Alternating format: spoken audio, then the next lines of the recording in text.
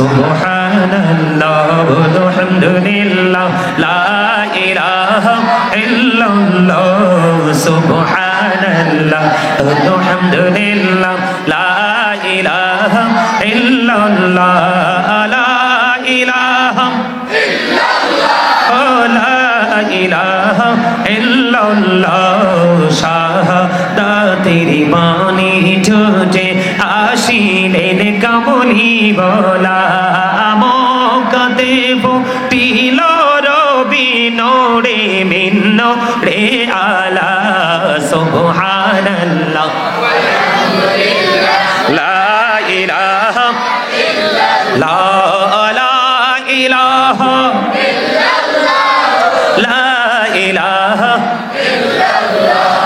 নামের সাথে নাম মিশাইয়া যারে আল্লাহ পাঠাইলা যে আল্লাহ দুস্ত বলে তাহার প্রেমে মজিলা সুবহানাল্লাহ আলহামদুলিল্লাহ লা ইলাহা ইল্লাল্লাহ সাল্লাল্লাহু আলাইহি ওয়াসাল্লাম জোরে জোরে বলেন আলহামদুলিল্লাহ। বন্ধুরে আমার, জিকির হলো জান্নাতের মেহমানদের জন্য জান্নাতি ফল। বলতেছিলাম নামাজ হলো আল্লাহর জিকির। আপনার আমার প্রাণের নবী ওই মেরাজে গিয়ে আপনার আমার জন্য শ্রেষ্ঠ জিকির নামাজ বন্ধ নিয়ে এসেছে। নামাজ মুমিনের জন্য মেরাজ হয়ে যায়। নামাজ মানুষের জীবনের গুনাহগুলো থেকে মুক্ত করে। কথা কয় না? নামাজ জান্নাতের চাবি। নামাজ ও জিকির। ওই যে আমাদের দেশ থেকে পৃথিবীর বিভিন্ন দেশ থেকে মক্কা মদিনায় যায় হজ করার জন্য, ওই হজ ও জিকির বন্ধু, যেটা একই জায়গায় দাঁড়িয়ে বসে সম্পূর্ণ করা হয়, এটাকে বলা হয় জিকিরের জলসা। বিভিন্ন জায়গা পরিদর্শন করে যে আমলটা সম্পূর্ণ করা হয় ওটাকে বলা হয় জিকিরের জলস। যেমন হজ করতে যারা যায় তারা জিকিরের জলস করে, নামাজ পড়তে যারা আসে তারা জিকিরের জলসা করে। আজকে মাহফিলে যারা এসেছেন তারাও করতেছেন জিকিরের জলসা। বন্ধুরে আমার দিকে তাকান, জিকির করলে লাভটা কেমন হবে? আপনি আমি বাঁচার জন্য এসেছি, বাঁচার জন্য রাস্তা খুঁজতে এসেছি। হাদিস শরীফের মধ্যে এসেছে বন্ধু। তার আগে বলবো সূরা আনকাবুতের মধ্যে আল্লাহ বলেছেন ইন্না সলাতা তানহা আনিল ফাহশাই ওয়াল মুনকার। আল্লাহ রাব্বুল আলামিন বলেছেন নামাজ মানুষকে খারাপ কাজ থেকে বাঁচিয়ে রাখে, অশ্লীল কাজ থেকে বাঁচিয়ে রাখে। হাদিস শরীফের মধ্যে এসেছে জিকির নামক, নামাজ নামক যে জিকিরটা, আল্লাহর হাবিব বলেছেন আসসালাতুল খামস ওয়াল জুমআতু ইলাল জুমআ ওয়া রমাদানু ইলা রমাদান মুকাফফিরাতুল লিমা বাইনাহুন্না ইযা তুনিবাতিল কাবায়ের। আমার নবী, আপনার নবী, দু জাহানের বাদশা নবী, তিনি বলে দিয়েছেন বন্ধু মজাটা শুধু নিয়ে যান। আমার নবী বলেছেন সালাতুল খামস, 5 ওয়াক্ত নামাজের কথা তিনি বলেছেন। বন্ধুরে আমার, ফজর থেকে জোহর পর্যন্ত গ্যাপ আছে না নাই? আসর থেকে জোহর থেকে আসর, আসর থেকে মাগরিব, মাগরিব থেকে ঈশা, গ্যাপ আছে না নাই? আল্লাহর হাবিব সরকারে মদিনা তিনি বলে দিয়েছেন আপনি আমি যদি সুন্দর করে যদি নামাজ 5 ওয়াক্ত পড়তে পারি, মাঝখানের গ্যাপের অপরাধ গুলো মাফ হয়ে যাবে। অল জুমআতু ইলাল জুমআ, এক জুমা থেকে আরেক জুমা যে একটি সপ্তাহের গ্যাপ আছে, দুই দিকের জুমার নামাজ সুন্দর করে পড়ার কারণে ও বন্ধু তখন কি হয়ে যাবে? আপনার একটি সপ্তাহের গুনাহ মাফ হয়ে যাবে। ওয়া রমাদানু ইলা রমাদান, এক রমজান থেকে আরেকটা রমজানের মাঝে গ্যাপ আছে না নাই? এক রমজান থেকে আরেক রমজান। আমি আপনাদেরকে বলি 360 দিনে ধরেন এক বছর, কত দিনে? 360 দিনে এক বছর বন্ধু। 360 দিনে যখন এক বছর হয়, এই বছরে 30 দিন, ওই বছরে 30 দিন, 60 দিন আমরা রোজা রাখলাম, আরো বাকি আছে সমান 300 দিন। কত দিন? আমার নবী, ও বদরপুরের ভাই, আমার বাবারাও, আমার মা বোনদেরকে ডেকে ডেকে বলবো গো, হৃদয়ের জানালা খুলে তোমরা সবাই শোনো। আমার নবী, আপনার নবী, দু জাহানের বাদশা নবী, রাহমাতাল লিল আলামিন নবী, নবীদের নবী, যার নাম আল্লাহ নিজে রেখেছেন হাবিবুল্লাহ। আমার নবী বলে দিয়েছেন উম্মত নিয়ামতের খবর শোনো গো। ও উম্মত, তোমরা যদি একটা এই মাস, এই বছর রমজানের শুরু, রমজানের রোজা রাখলা, পরের বার রমজানের রোজা রাখলা, মাঝখানে 300 দিনের গ্যাপ আছে, এই 300 দিনের গ্যাপের গুনার কাফারা হয়ে যাবে 2 দিকের রোজা। আল্লাহর হাবিব বলেছেন মুকাফফিরাতুল লিমা বাইনাহুন্না ইযা তুনিবাতিল কাবাইর। তবে শর্ত দিয়েছেন নবীজি, কবিরা গুনাহ থেকে বেঁচে থাকতে হবে। তাহলে জিকিরে লাভ আছে না নাই? এখন কি শীত চলে না গরম চলে? ঠান্ডা না গরম? কথা বলেন না। এই বদরপুরের আশেপাশে যত গাছ আছে শীতের দিনে গাছের পাতা ঝরে পড়েনি? আপনারা দেখেননি? এটা সত্য নেই? ও বন্ধু, জিকিরের পাওয়ার, জিকিরের ফজিলত, জিকিরের মর্যাদা বোঝানোর জন্য বলেছি আমি আপনাদেরকে। বন্ধুরে আমার, নবীজি হযরতে আবু যর রাদিয়াল্লাহু তাআলা আনহু থেকে হাদিস কানা বর্ণিত, আমার নবী, আপনার নবী, দো জাহানের বাদশা নবী, তিনি বলে দিয়েছেন, তিনি শীতের দিনে বন্ধু বের হওয়ার পরে দেখলেন গাছের পাতাগুলো বিরামহীন ভাবে ঝরে ঝরে পড়ছে। তখন তিনি গাছের ডাল ধরলেন, ধরার পরে আবু যরকে একটা ডাক দিলেন। আবু যর উত্তর দিলেন, লাব্বাইকা ইয়া রাসূলুল্লাহ, আমি হাজির। এবার যখন নবীজি ডাক দিলেন, ও বন্ধু, আবু যর হাজির হয়ে গেল।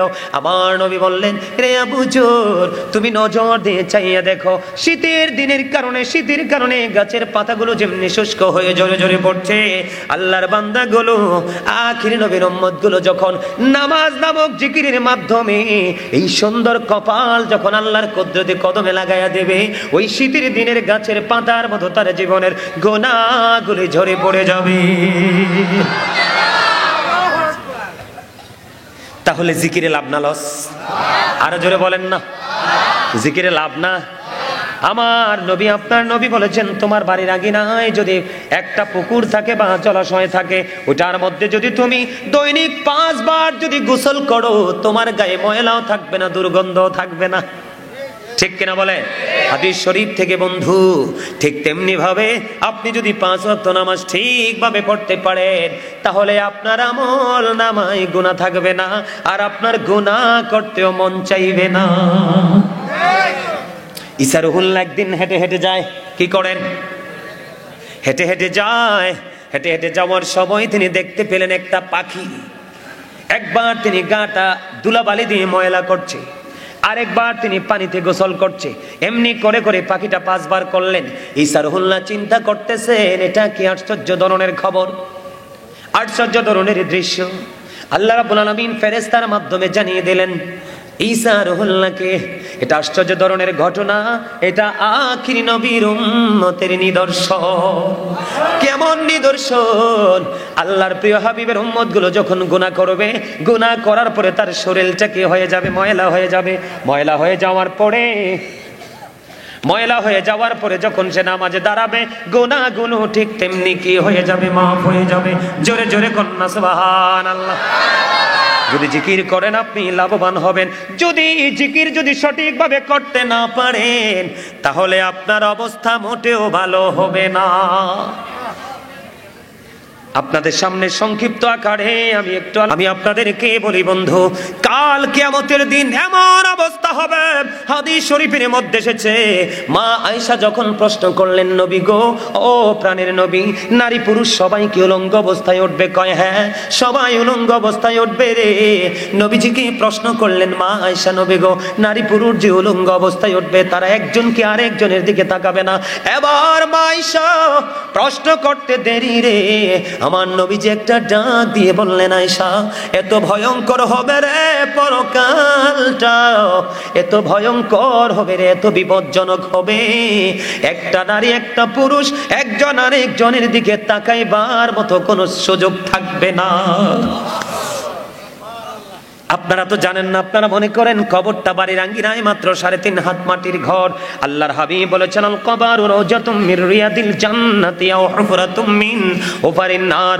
কবরটা জান্নাতের একটা বাগান হবে, জাহান্নামের একটা গর্ত হবে। আপনি যেমন কর্ম করবেন আপনার কবর তেমন হবে, আপনি যেমন কর্ম করবেন আপনার কবর তেমন হবে। মনে করবেন না এই কবরটা মুমিনের জন্য হবে দৈর্ঘ্যে প্রস্থে 70 গুণ চওড়া। আর যারা আল্লাহ রাসূলের বিধান মানেনি, তাদের কবরে যাওয়ার পরে গায়েব থেকে আওয়াজ আসবে, হাদিস শরীফের মধ্যে এসেছে, মাটি এমন ভাবে চাপ দিবে রে, ও বন্ধু, একটা হাড়ের মধ্যে আর একটা হাড় ঢুকে যাবে। অন্য হাদিসের মধ্যে এসেছে 99টা সাপ থাকবে বরাদ্দ, কন্টিনিউ ওই পাপি কি শুধু সবল মারতে থাকবে। পুরো শরীরটা বন্ধু বিষে একেবারে যন্ত্রণাদায়ক হয়ে যাবে। কিন্তু ওই সাপগুলো এত বিষাক্ত, একটা সাপ যদি পৃথিবীর দিকে তাকিয়ে যদি একটু নিঃশ্বাস পালায়, গোটা পৃথিবীর মাটি বন্ধু বিষাক্ত হয়ে যাবে। জোরে জোরে বলেন নাউজুবিল্লাহ। এই পৃথিবীর বুকে আপনি অপকর্ম করে টাকা দিয়ে পয়সা দিয়ে টেলিফোন দিয়ে ঢাকতে পারেন, কথা কয় না? টেলিফোনে হয়ে যায় না? আবার গোপনে যদি পকেটে দিয়ে দেন হয়ে যায় না? আবার রাতের আধারে নিয়ে ডিনার, রাতে কিটা ডিনারে তো কয়, হ্যাঁ, দুপুরে কয় লাঞ্চ, সকালে কয় ব্রেকফাস্ট, এরকমই তো। রাতের অন্ধকারে কেউ দেখবেন আপনি ডিনার পার্টি দিয়ে দিলেন, কিন্তু আল্লাহ কয় বান্দা, বান্দারে তোমরা চালাকি করো কার সাথে রে? আমি বানাইছি তোমাদেরকে কত সুন্দর করে রে, তোমরা কেমন করে এত বিশ্রী হয়ে গেলা, তোমরা কেমন করে এত কুচ্ছিত হয়ে গেলা। দলিল নিবিন্নে আমার কাছ থেকে, কোরআন শরীফ আমার সামনে, সূরা ইনফিতর সূরার নাম 30 পারা। আল্লাহ বলতেছেন ফি আইয়ি সূরাতিম মা শাআ রাক্কাবাক। আল্লাহ ক্রিয়েটেড দ্য মাইন্ড। আল্লাহ বলতেছে আল্লাহর মন মতো করে আমাদেরকে গঠন করেছেন। আপনারা সবাই শুনেছেন অনেকবার, সূরা 3 মধ্যে আল্লাহ বলেছেন আসমান জমিন চন্দ্র সূর্য সবকিছুর থেকে সুন্দর করে মানুষকে বানাইছে। লাকাদ খালাকনাল ইনসানা ফি আহসানি তাকওয়িম। শুনছেন না? এত সুন্দর মানুষ কি হয়ে গেল? নষ্ট হয়ে গেল, পথভ্রষ্ট হয়ে গেল, জাহান্নামের একবারে ধার প্রান্তে চলে আসলো। কেন? এই আমার দিকে তাকান, সাবধান হয়ে যান।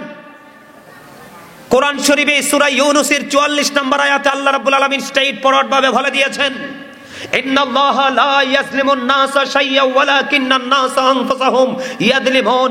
আল্লাহ রাব্বুল আলামিন বলেছেন আল্লাহ আল্লাহর বান্দার উপর অত্যাচার করে না, বান্দা নিজেই নিজের উপর অত্যাচার করে। যাবেন কোথায়? আল্লাহ বলেছেন আল্লাহু লা ইউহিব্বুজ জালিমিন। যারা অত্যাচারী আল্লাহ বলেছেন আল্লাহ তাদেরকে পছন্দ করেন না, ভালোবাসেন না।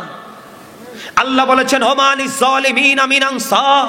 আল্লাহ রাব্বুল আলামিন বলেছেন জালেমরা, অত্যাচারীরা যখন কোনো বিপদে পড়বে আল্লাহ রাব্বুল আলামিন তাদের জন্য কোনো সাহায্যকারী, কোনো হেল্পারও রাখে নাই। আওয়াজ তুলে বলেন না নাউজুবিল্লাহ।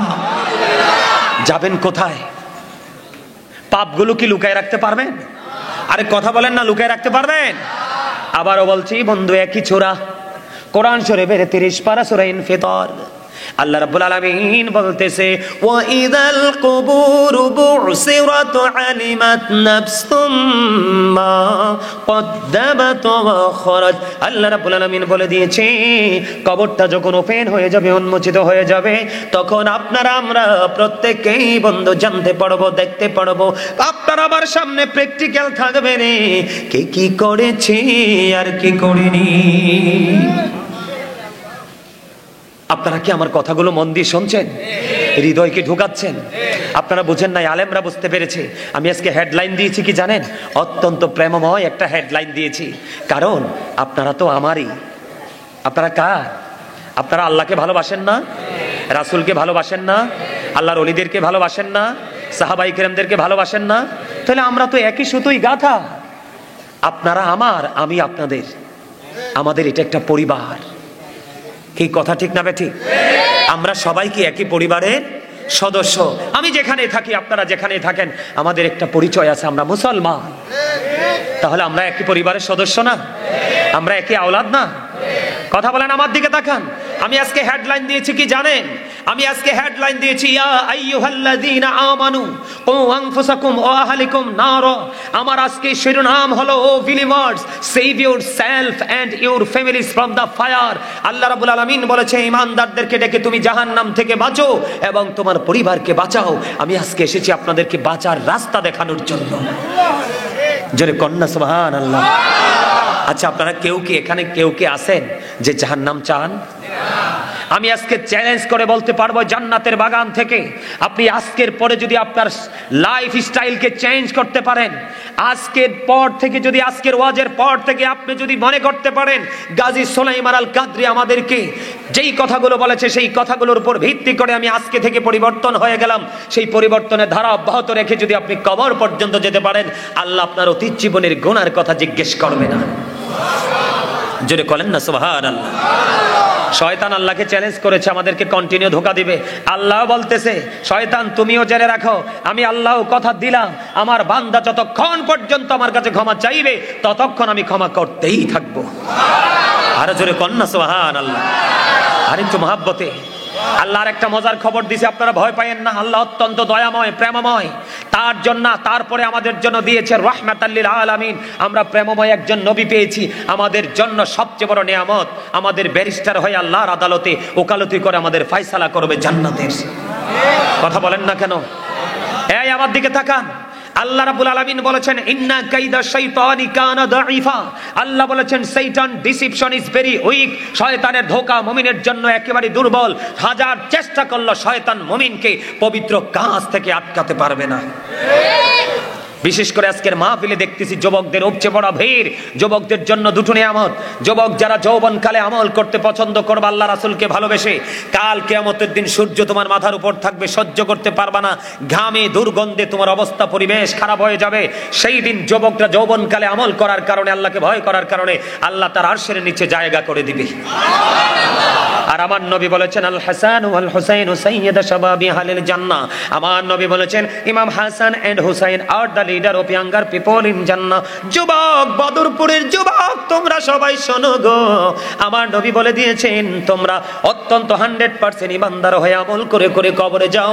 নবী তো অনেক পড়ে তোমাদের জন্য জান্নাতি সরদার বলে ঘোষণা করে গেছে। রাসূলের কলিজার টুকরা ইমাম হাসান হুসাইন দুই ভাইকে।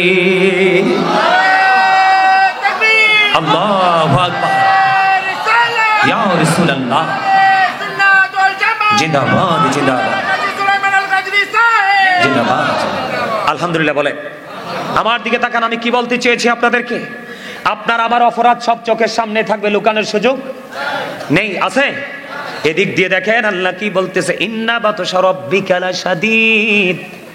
The seizing of Allah is difficult. আল্লাহর ধরা, আল্লাহর পাকড়াও বড় শক্ত, বড় কঠিন। আল্লাহ বান্দাকে খুব শক্তভাবে ধরবে। আল্লাহ বলেছেন ইন্নাল্লাহা সারিউল হিসাব। Allah is quick to take account. আল্লাহ হিসাব গ্রহণে অত্যন্ত তৎপর। বন্ধু, আল্লাহ বান্দাকে ধরবে খুবই শক্তভাবে, হিসাব নেবে খুব শক্তভাবে। আহারে মানুষ, কেন বোঝো না? আমি বলছি না তুমি পৃথিবীতে ইনকাম করো না, আমি বলছি না তুমি বন্ধুদেরকে সময় দিও না, আমি বলছি না তুমি আনন্দ সব করো না, আমি বলবো তুমি সব করবে, তবে তুমি ইসলামের আইন মেনে সব কিছু করো। তোমার দুনিয়া এবং আখিরাত উভয় হবে আলোকিত। বন্ধুরি আমার, আল্লাহ রাব্বুল আলামিন তোমাকে ধরবে, তোমার কাছ থেকে হিসাব চাইবে। হিসাব যদি দিতে না পারো উপায় থাকবে না রে, উপায় থাকবে না। আমি আপনাদেরকে বলে দেই, জাহান্নামীদের সবচেয়ে কম আযাব হলো আগুনের এক জোড়া জুতা। কি? আগুনের এক জুতা পরিয়ে দিবে, পৃথিবীর আগুনের মতো নয়। হযরতে আবু হুরায়রা রাদিয়াল্লাহু তাআলা আনহু থেকে হাদিস কানা বর্ণিত, আমার নবী, আপনার নবী, তো জাহানের বাদশা নবী, তিনি জানিয়ে দিয়েছেন বন্ধু। হযরতে আবু হুরায়রা রাদিয়াল্লাহু তাআলা আনহু থেকে হাদিস কানা বর্ণিত, জাহান্নামের আগুনকে আল্লাহ রাব্বুল আলামিন 1000 বছর তাপ দিয়েছেন। আগুনের রং হয়ে গেছে বন্ধু লাল। আল্লাহ আগুনটাকে আরো 1000 বছর তাপ দিয়েছেন, আগুনের রং হয়ে গেছে বন্ধু সাদা। আল্লাহ আরো 1000 বছর তাপ দিয়েছেন, আগুনের রং হয়ে গেছে কালো। এক এক করে 3000 বছর পর্যন্ত আগুনটাকে উত্তপ্ত করে রেখেছে। এত ভয়ঙ্কর আগুন, তোমার জন্য বড় পরীক্ষা হবে ফুলচেরাতের পোলটা। এটা 30,000 বছরের রাস্তা হবে। কত হাজার? 30,000 বছরের রাস্তা হবে বন্ধু। চুলের চাইতে চিকন হবে, হীরার চাইতে ধার হবে। উপরের দিক দিয়ে আগুনটা নিচের দিকে ঝুলন্ত থাকবে, নিচের দিক দিকে আগুন উদিত থাকবে রে। এত ভয়ঙ্কর পরিবেশ দিয়ে তোমাকে ফুলচেরাতের পোল তোমাকে অতিক্রম করতে হবে। তুমি ফুলচেরাতের পোলটা যদি বন্ধু পার হতে পারো, তাহলেই তুমি জান্নাতের সন্ধান পাবা। আর যদি পার হতে না পারো রে, এখান থেকেই তুমি জাহান্নামে নিক্ষেপ হয়ে যাবা। বন্ধু, কেমন করে বুঝাইলে তোমরা বুঝবা গো? ও বন্ধু, মেরাজে যে নবী গেছে এটা সবাই তো বিশ্বাস করেন। জাহান্নামী শুধু এক ধরনের সাজা হবে না বন্ধু। আপনাদের বদরপুরে শোধ খাওয়ার মতো মানুষ আসেনি? বেশি না কম? বেশি। নাউজুবিল্লাহ। আরো জোরে কন্যা নাউজুবিল্লাহ। আল্লাহ রাব্বুল আলামিন দাওয়াত দিয়ে আপনার আমার প্রাণের নবীকে নিয়ে গেছেন বন্ধু। নবীজি মেরাজে গেলেন, জাহান্নামের দিকে নজর দিয়ে চাইয়া দেখলেন এক একটা মানুষের পেট এক একটা ঘরের মতো বড় বড়। জিব্রাইলকে প্রশ্ন করলো, জিব্রাইল এই ঘরের মতো বড় বড় পেটওয়ালা লোকগুলো কারা রে? এবার জিব্রাইল বললেন, ইয়া রাসূলুল্লাহ, এরা হলো দুনিয়ার সুদখোর। নবীজি বললেন, জিব্রাইল রে, আমি তাদের পেটের দিকে নজর দিয়ে চাইয়া দেখলাম ওই পেটের মধ্যে শুধু সাপ আর বিচ্ছু দেখা যায়। জোরে কন্যা নাউজুবিল্লাহ, আর জোরে বলেন না নাউজুবিল্লাহ। যেই ব্যক্তি সুদের মাধ্যমে 1 টাকা উপার্জন করলো, সে যেন তার মায়ের সাথে 36 বার জিনা করলো। যেই ব্যক্তি সুদ খাইলো, সে যেন তার মাকে বিবাহ করলো। এত ভয়ঙ্কর অপরাধ কেন করো গো? টাকা পয়সা কেউ সঙ্গে নিতে পারে না, সবাই রেখে যায় সন্তানের জন্য। মনে রাখবা, আল্লাহর হাবিব বলেছেন, লা তুকবালু সালাতুম বিগাইরি তুহুর ওয়ালা সাদাকাতুম মিন গুলুল। আমার আপনার প্রাণের নবী বলেছেন, বন্ধু, পবিত্রতা ছাড়া ইবাদত কবুল হয় না, হালাল টাকা না হইলে দানও কবুল হয় না। এই যে 3000 বছর আগুনকে উত্তপ্ত করে রেখেছেন পোড়ানোর জন্য, বন্ধু আমি আপনাদেরকে বলছি, আমার দিকে তাকান। আপনি দুনিয়া যা ইচ্ছা তা সাধ্য অনুযায়ী কিনে খেতে পারেন না। জাহান্নামীদের জন্য 2টা খাবার বরাদ্দ। কয়টা? কথা বলেন না কেন? অত্যন্ত ভয়ঙ্কর যে 2টা খাবার আমি বন্ধু জানাই আপনাদেরকে। কোরআনের মধ্যে এসেছে একটা খাবার হলো, সেটার নাম হলো বন্ধু জাক্কুম। কি? সেটার নাম হলো জাক্কুম। এত বিষাক্ত, এত ভয়ঙ্কর। বর্তমানে যদি এই বদরপুর কেন্দ্রীয় মসজিদের সামনে এই মাঠের মধ্যে যদি একটা ফোঁটা জাক্কুম যদি পড়ে, গোটা পৃথিবীর মাটি বিষাক্ত হয়ে যাবে। আল্লাহ রাসূল বলেছেন, একটা ফোঁটা পড়লে গোটা পৃথিবীর মাটি বিষাক্ত হয়ে যাবে। কিয়ামত পর্যন্ত কোনোদিন এই জমিনে কেউ ফসল ফলাতে পারবে না। এটা জাহান্নামীদের জন্য খাবার। সামনে নিতে দেরি, দাঁতগুলো খসে পড়ে যাবে। সরিষা পরিমাণ যদি পেটের মধ্যে ঢোকে, সব কিছু লিকুইড হয়ে বের হয়ে যাবে রে। বন্ধু, আরো ভয়ঙ্কর খবর আছে, একটু পড়ে দিব। আরেকটা খাবারের খবর পেলাম হাদিস শরীফের মধ্যে। আপনার আমার প্রাণের নবী বলেছেন, এই খাবারটার নাম হলো বন্ধু তিনাতুল খাবাল। ইয়া রাসূলুল্লাহ, ইয়া হাবিবাল্লাহ, নবী গো, এই তিনাতুল খাবালটা কি গো নবী? আবার নবী বলেছেন, এই তিনাতুল খাবালটা হলো আরেকটা জাহান্নামীর নিংড়ানো রক্তপুঞ্জ। আমার কথা আপনারা বুঝেন নাই? জাহান্নামীরা পচে যাবে, যেই জাহান্নামের বডিটা পচে যাবে, ওইটা যেটা তৈরি হয়েছে জাহান্নামে পরে পরে ছাই হয়ে আবার তৈরি হয়েছে, এটার খাবার হবে একটার পচা দেহ, পচা রক্ত এবং পুঁজ। যেন কন্যা নাউজুবিল্লাহ। গামের গন্ধ লাগলেই তো পাশে থাকা যায় না। একটু দুর্গন্ধ পরিবেশ হলেই তো আমরা বসে থাকতে পারি না, পারি? আমরা তাৎক্ষণিকভাবে স্থান পরিবর্তন করি। কিন্তু জাহান্নামীদের এই ভয়ঙ্কর পরিস্থিতি, ভয়ঙ্কর এই পরিবেশ তৈরি হবে। বন্ধুরে আমার, এখানেই শুধু ক্ষান্ত নয়, শীত চলে গেলে গরম আসে। বাংলাদেশের মানুষের একটা গুণ আছে, শীতের সময় এক ধরনের খাবার তারা পছন্দ করে, গরমের সময় আরেক ধরনের খাবার তারা পছন্দ করে। শীতের সময় বন্ধু ঠান্ডা জিনিস কেউ অনেকেই খায় না, গরম আসলে বেশি বেশি ঠান্ডা খায়, এর মধ্যে পানি। কেউ কেউ আবার আইসক্রিমও খায় কি খায় না? বন্ধুরে আমার, এই যে আমি আপনাদেরকে বলতে চাই এইটুকু শুধু, এই দুনিয়ায় যদি আপনি গরম পানি দেন, টিউবওয়েল দেন, মোটরের পানি দেন, আমি খাই না, তৃপ্তি আসে না। যখন আপনি ক্লান্ত হন, ফ্রিজের ঠান্ডা পানি দিলে আমি খুশি হই, মজা পাই। কিন্তু বন্ধু, ওই জাহান্নামীদের জন্য পানির ব্যবস্থা আছে। উত্তপ্ত গরম পানি মাথা দিয়ে ঢেলে দেওয়া হবে, মাথা থেকে পেটের মধ্যে ঢুকবে রে। পেট দিয়ে সব কিছু 2 পায়ের মধ্যখান দিয়ে লিকুইড হয়ে বন্ধু বের হয়ে যাবে। সবচেয়ে বড় দুঃখজনক খবর হলো, বন্ধু মানেন বা না মানেন, এই দুনিয়ার মধ্যে বিপদে পড়লে সাহায্যকারী পাই, অভাবে পড়লে চাল ডাল তেল আমরা সাহায্য পাই। কথা কন না কেন? পাই কি পাই না? পাই রে।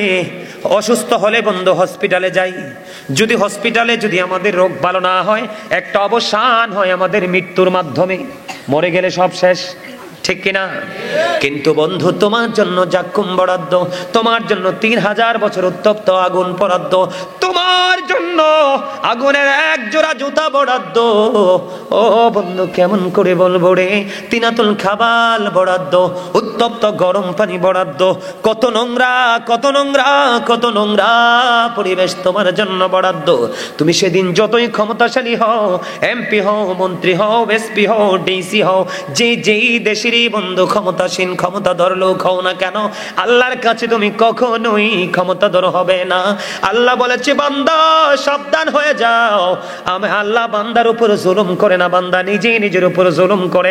যারা জুলুম করে আল্লাহ বলেছেন আল্লাহ জালেমদেরকে পছন্দ করেন না, ভালোবাসেন না, যদিও তারা প্রভাব খাটায়। আপনারা দেখবেন আমাদের দেশের মধ্যে নাকি সন্ত্রাসী কর্মকাণ্ড করে, কি করে না? আল্লাহ রাসূল বলেছেন সন্ত্রাসীদেরকে পিছন দিয়ে আঘাত করে মানুষ ধ্বংস করে দিবে। কি করবে? পিছন থেকে আঘাত করে তাদেরকে ধ্বংস করে দিবে। দেশের মধ্যে টিকে না থাকতে পারলে তারা কোথায় চলে যাবে? দেশ ত্যাগ করতে হবে। আরো ভয়ঙ্কর সাজার কথা বলেছেন ওই সমস্ত মানুষগুলো যারা মদ খায়, গাঁজা খায়, ইসলাম বিরোধী কাজগুলো করে, অপরাধের সাথে যুক্ত হয়ে যায়, তাদের জন্য ম্যাক্সিমাম ব্যক্তিদের জন্য বরাদ্দ থাকবে তিনাতুল খাবাল নামক খাবারটা। আমাদের মধ্যে অনেক নারী আছে যাদেরকে হাদিসের ভাষায় বলা হয় মর্দা মহিলা। তাদের রূপটা কি জানেননি? তারা পুরুষের মতো পোশাক পরে, দেখেন আমার দিকে তাকান, মহিলাদের মধ্যে অনেককে আমরা দেখতে পাই পুরুষের শু পরে। কথা কয় না? শুধু কি আমি দেখি? আপনারা তো আমার থেকে বেশি দেখার কথা, দেখেন কিনা?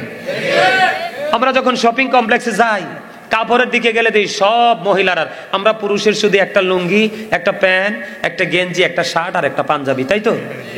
সীমিত না? পুরুষদের পোশাক একেবারে সীমিত না?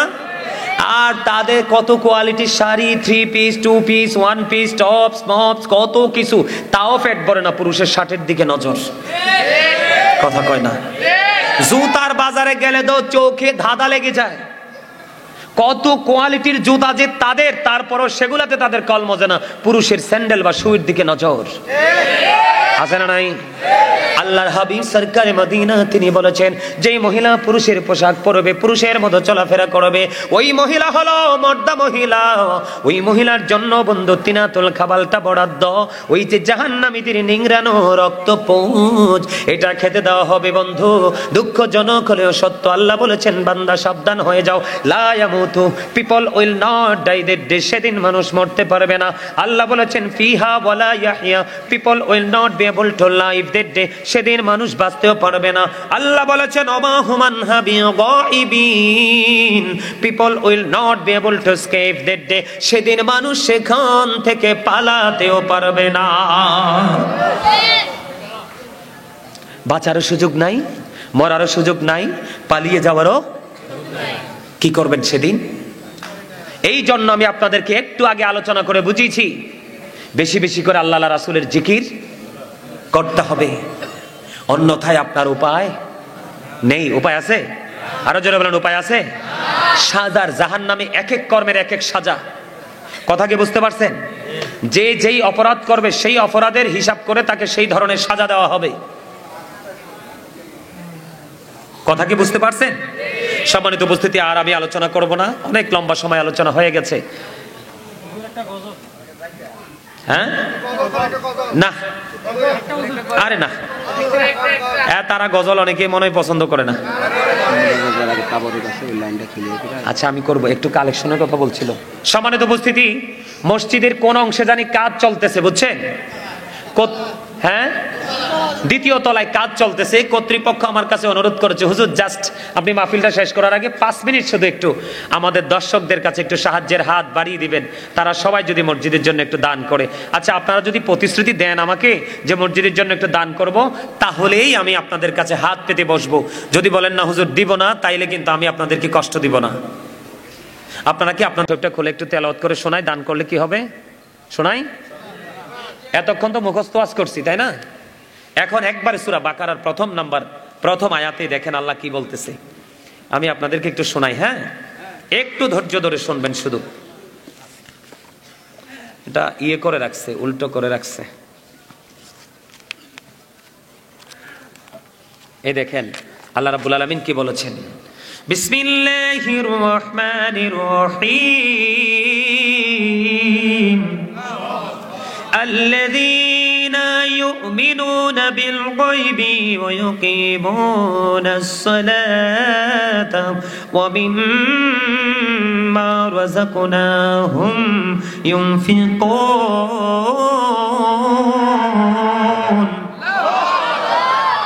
সূরা বাকারার প্রথম পৃষ্ঠায় আল্লাহ রাব্বুল আলামিন বলেছেন, সাবধানী ওরাই, ঈমানদার ওরাই রে। কারা রে সেই সাবধানী? আল্লাহ রাব্বুল আলামিন বলেছেন, যারা অদৃশ্যে বিশ্বাস করে, সালাত কায়েম করে, আল্লাহ রাব্বুল আলামিন যে সম্পদ দিয়েছেন এই সম্পদ থেকে আল্লাহর সন্তুষ্টির জন্য দান করে। পৃথিবীর সর্বশ্রেষ্ঠ ঘর হলো বাইতুল্লাহ, ঠিক কিনা বলেন? হাদিস শরীফের মধ্যে এসেছে, পৃথিবীর বুকে কেউ যদি ছোট বানায় বা বড় বানায়, কেউ যদি মসজিদ বা জান্নাতের ঘর বানায় রে, আল্লাহ রাব্বুল আলামিন তার জন্য জান্নাতে ঘর বানিয়ে দিবে।